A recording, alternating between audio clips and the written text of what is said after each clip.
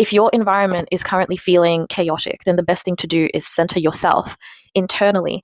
You can't always force people or force your environments to reflect the peace you feel or to reflect the values that you have on the inside. You might feel like you're a really peaceful person, but life right now is trying you and testing you by having all of these cooked things happening around you.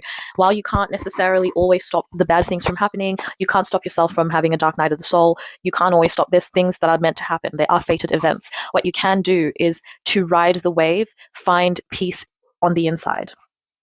Get yourself into a place of feeling like you are unconditionally giving to the things that you want to give to, and being very strict about not giving to the things that you think will drain you or don't fit for this present time.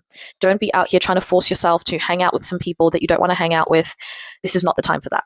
This is the time for you to be finding joy on the inside, finding joy within yourself, doing things that bring you ecstatic joy. This could be, dancing. I always love to recommend dancing as a spiritual act, an act of gratitude for your body, for this life, an act of gratitude for your ancestors as well, if that's something that you believe in, an act of gratitude to God or source, if that's what you believe in. I feel like when you dance, you feel so, so, so alive. And I think sometimes we need that feeling, and alive in like a good and healthy way, And so typically eclipse season, no matter where you are in the world, it's just a time to be more reflective, receptive, in a flow energy, doing some shadow work and keeping your spirits up internally, because there might be things and revelations, especially during eclipse season, that you have of things that no longer serve you and things that shouldn't be in your orbit. And so the best way to deal with that is trying not to force yourself to feel normal and just allow things to come when they come, okay?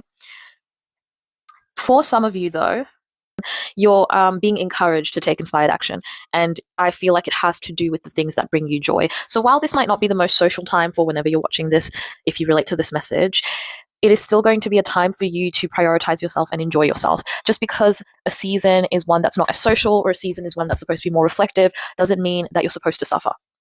I don't actually think in life we're supposed to suffer. I think we go through suffering, but I think it's like a very lower level thinking to think it's because we deserve it.